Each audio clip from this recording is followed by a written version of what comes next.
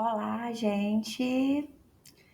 Como que vocês estão? Estou aqui para uma aula bônus desse projeto incrível da CAF Academia e eu quero começar me apresentando para vocês, tá? Eu tenho aqui alguns slides. Nesses slides eu compilei tudo que é mais importante de vocês compreenderem nessa aula para vocês levarem assim para a vida. Então são tópicos que depois eu vou disponibilizar o PDF do resumo da aula e esses slides que eu estou apresentando aqui para vocês, tá bom? Vamos lá. Começando, né? Meu nome é Nayane. Para quem não me conhece, eu sou psicóloga, trabalho com psicologia clínica, atualmente com adultos dentro do consultório. O meu trabalho principal é auxiliar mulheres e homens a compreenderem o emagrecimento para além da balança. Então, é ajudar, auxiliar aquela pessoa a acessar o que a mente sente, pensa e o que ela faz diante da comida, do corpo e da rotina. Então, nessa aula, eu quero mostrar para vocês, de forma leve e prática, como que a psicologia, a neurociência e o acolhimento podem transformar a sua relação com o emagrecimento. E se esse tema fizer sentido para você, eu também te convido a me acompanhar lá no meu Instagram, que é @piscinaianesimões, onde eu compartilho diariamente reflexões, vivências e ferramentas sobre esse processo real de mudança. E a nossa aula ela tem como título Por que o corpo só muda quando a mente entende o caminho? Que é justamente para te fazer refletir e compreender no poder que os nossos pensamentos e o nosso funcionamento mental tem sobre o nosso emagrecimento e o resultado ali que a gente está buscando. Então vamos lá. O papel da mente, né? A maioria das pessoas sabem o que fazer para emagrecer, comer melhor, treinar, dormir bem. Mas o problema nunca é saber o que fazer. É conseguir fazer por mais de uma semana ou de 2 semanas. E é aí que entra o papel da mente. Hoje eu quero te mostrar o que a psicologia e a neurociência já sabem sobre emagrecimento e o que realmente muda quando você aprende a cuidar da cabeça antes do corpo. Deixa eu mudar o slide aqui. Então vamos lá. Pensa que o emagrecimento ele é como dirigir um carro. A alimentação e o treino são o motor, mas quem segura o volante é a mente. E se ela estiver distraída, ansiosa ou em modo automático, o carro vai parar no mesmo lugar de sempre. Aqui no slide eu expliquei para vocês alguns tópicos que influenciam no emagrecimento, né? Dificuldade de manter. A maioria das pessoas sabe o que deve fazer para emagrecer, mas a dificuldade está em manter essas ações no tempo, né, adequado para poder alcançar esses resultados duradouros e sustentáveis. A psicologia e a neurociência já mostram que cuidar da mente é fundamental e precede as mudanças físicas no corpo. Então, a gente começa primeiro na mente para influenciar positivamente no corpo. E que outro fator são as distrações e as ansiedades. Se a mente estiver distraída ou ansiosa, os resultados do emagrecimento não avançam ou ficam estagnados, pois as emoções elas atrapalham a conexão com o corpo e as decisões saudáveis. Outro fator também, gente, que eu quero comentar com vocês, é que a terapia cognitivo-comportamental, que é a estratégia, vamos dizer assim, que eu utilizo dentro do consultório, explica que o nosso comportamento é guiado pelos pensamentos e pelas emoções. Ou seja, você não come só porque você está com fome, né? Você come porque acredita que precisa se acalmar, porque pensa, já estraguei tudo mesmo. Então, esses pensamentos automáticos, eles geram emoções como culpa, frustração, desistência. É como se o seu cérebro tivesse uma playlist pronta. Quando algo dá errado, ele aperta o play naquela música que vamos chamar ela de música da autossabotagem. E sem perceber, você dança sempre o mesmo ritmo. Mudando o slide aqui, outra coisa que eu coloquei para você é como essas emoções, elas desempenham um papel crucial no emagrecimento, né? E influencia diretamente os nossos comportamentos. Então vamos lá. Eu separei em três tópicos aqui, né? Que eu acabei de falar. Da terapia cognitivo-comportamental, que revela justamente como os nossos pensamentos influenciam as nossas emoções e, consequentemente, os nossos comportamentos alimentares. Como que muitas vezes a gente pode comer por emoções. E também as autossabotagens que o nosso cérebro tem no processo que dificulta também esses avanços e essas mudanças, tá? Dentro do consultório também, eu aplico um protocolo que se chama Protocolo de Oxford, que é um protocolo de maior evidência científica, o tratamento padrão ouro hoje para obesidade e emagrecimento. E esse protocolo, ele mostra que o emagrecimento sustentável acontece quando o cérebro volta a confiar no corpo. Não quando você o pune, mas quando você o acolhe e o ensina a se sentir seguro, mesmo sem a comida como refúgio. Então, vamos começar observando no dia a dia o que, que vem antes e o que, que vem depois do comer na sua cabeça, né? O que, que você estava sentindo? O que, que você estava pensando? Esse é o primeiro passo para uma reeducação emocional, que é sair desse piloto automático. Então, aí no slide, eu coloquei também três tópicos para facilitar a compreensão, que é a confiança do nosso cérebro, né? Que é fundamental para o emagrecimento sustentável, que permite que as mudanças se solidifiquem e se tornem hábitos duradouros e sem você precisar de dietas extremas. A observação emocional, que consiste em você observar os pensamentos e os sentimentos antes e depois das refeições, e que é onde começa essa reeducação emocional que eu estou propondo para vocês. Né? Ajuda a identificar padrões que levam a decisões alimentares impulsivas e emocionais, tá? E essa mudança consciente, que começa por essa reflexão sobre as emoções e que depois, quando você menos perceber, vai estar influenciando diretamente nas suas escolhas para que elas sejam mais saudáveis. Outro detalhe é o que a gente chama de neurociência e comportamento alimentar, né? O cérebro humano, ele não gosta de gastar energia, por isso ele busca sempre o caminho mais rápido para se sentir bem. E a comida, ela é uma das formas mais imediatas de recompensa. É como se tivesse um aplicativo chamado prazer instantâneo. Cada vez que você usa esse atalho, a tolerância aumenta e o prazer dura cada vez menos. Durante o estresse, gente, um período de estresse da sua vida, o corpo libera cortisol e o cérebro interpreta isso como uma ameaça.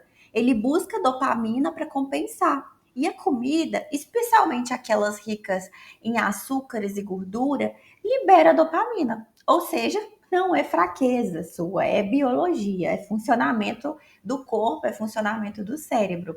A mudança, ela vem quando você começa a questionar o pensamento automático. Exemplo, será que comer agora resolve o que eu estou sentindo? Ou será que eu só preciso respirar e me acalmar primeiro? Isso é o que chamamos de resposta consciente. No slide eu coloquei sobre esses mecanismos de comer e também sobre os mecanismos de recompensa, que é como o nosso cérebro busca prazer, né? Aí eu coloquei três tópicos: a comida por recompensa, que é quando o cérebro ele tende a buscar caminhos rápidos de prazer e levando a preferência por esses alimentos que eu falei, que proporcionam essa gratificação imediata, né? Essa recompensa imediata. A diminuição do prazer, o uso frequentemente de alimentos altamente palatáveis pode reduzir o prazer. Por mais que pareça que a ideia é o contrário, né? Se eu como ali produtos industrializados, que geram prazer, que isso vai ficando cada vez mais, não, com o tempo tende a diminuir. Isso é estudo, tá, gente? E sobre o estresse dopamina, que o estresse aumenta esses níveis de cortisol, que por sua vez incentiva a nossa busca por alimentos ricos em açúcar e gordura. e ativa a liberação de dopamina, que oferece essa sensação de alívio momentâneo, mas que é momentâneo, né? Ou seja, logo é passageiro. Outra coisa, a gente precisa falar também sobre o ciclo do comer emocional no emagrecimento, tá? O emagrecimento, ele não é só sobre o que você come, mas também é sobre o que você sente com o que você come. E na TCC, na terapia cognitivo comportamental, nós chamamos isso de ciclo cognitivo, que ele começa pelo pensamento, depois pelas emoções que você sente e depois pelo comportamento. E quando você pensa, eu falhei, você sente culpa. E quando você sente culpa, você busca alívio. E o alívio muitas vezes vem na comida, que reforça todo esse ciclo. É como secar o chão com a torneira aberta. Enquanto o pensamento continuar ali pingando culpa e perfeccionismo, o esforço nunca vai bastar. Então, eu vou convidar vocês a fazer um exercício. Anotar por uma semana. O que que você pensou antes de comer? O que que você sentiu depois de comer? E aí você vai começar a enxergar padrões e perceber que a mudança começa no pensamento e não no prato. Eu coloquei aqui nos mecanismos biológicos naturais formas conscientes e saudáveis e sustentáveis de você fazer essa mudança, tá? Então depois eu te convido a ler isso também. Aí aqui eu reforcei sobre o ciclo emocional, que eu acabei de falar, sobre pensamentos e comportamentos, como que eles influenciam um no outro, tá? Que reconhecer esses padrões são muito importantes. Esse ciclo cognitivo sem fim que a gente entra, que vem junto de pensamentos de fracasso, perfeccionismo e culpa, e esse exercício de sugestão para você começar a interromper esse ciclo, tá? Outra coisa que eu reforcei aqui nos slides o exercício de anotar esses pensamentos, de registrar, para você começar a identificar esses padrões emocionais ocultos, tá? E isso ajuda a entender o que, que realmente motiva as suas escolhas alimentares e promove uma maior consciência, tá? Outra coisa são esses sentimentos que vocês têm antes de comer. Refletir sobre esses sentimentos que surgem antes de cada refeição permite uma conexão mais profunda com as suas emoções. E é um começo para essa reeducação emocional que a gente tanto busca. Falar sobre isso tudo, gente, é falar de fatores de consciência que vão te auxiliar na manutenção tanto da alimentação, que é o que eu estou propondo hoje aqui para vocês dentro da psicologia, quanto também da mudança comportamental, que é começar e continuar com o seu exercício físico ali no dia a dia. Deixa eu abrir aqui outra aba aqui. Outra coisa que eu coloquei é o caminho para a mudança, né? Essa aliança entre a mente e o corpo. Que emagrecer requer gentilezas, requer constância, requer promover uma relação saudável entre o que você pensa e o que você faz. Essa aliança, digamos assim, ela é essencial para alcançar essas mudanças duradouras e promover autoconsciência e bem-estar. O emagrecimento, ele não é sobre lutar contra o seu corpo, é sobre você se tornar aliada dele. Isso começa quando você entende que disciplina sem acolhimento é punição. Então, você vai começar ali no exercício físico, talvez você comece de uma forma animada e logo depois você desanima, você fica para baixo, frustrada, não quer ir. Aí que requer esse acolhimento, sabe? De que tá tudo bem, de que você vai ter essas emoções negativas, de que você vai ter vontade de desistir. Só que aí você acolhe e você se compromete com a mudança, para você retomar, para você começar, para você continuar dentro desse propósito de mudança e de constância que você está buscando, tá? Porque, gente, vocês não precisam de um corpo perfeito para se sentir em paz. Você precisa de paz para construir esse corpo que você deseja. E esse processo ele começa dentro de você, um pensamento por vez. Outra coisa que eu queria deixar aqui de sugestão para vocês, além do acolhimento, em busca dessa mudança duradoura, é um podcast que eu escuto atualmente, é um podcast incrível, assim, para você colocar aí como prática do seu dia a dia. Autoconsciente Podcast. Lá no Spotify você acessa. Não ganho nada para divulgar esse podcast, mas realmente é um aliado ali que fala sobre saúde mental, mudança de comportamento, autoconsciência para você ter e alcançar essas mudanças que você quer. E para isso, vamos guardar esse cultivo do equilíbrio, da gentileza na nossa jornada, porque isso faz toda a diferença.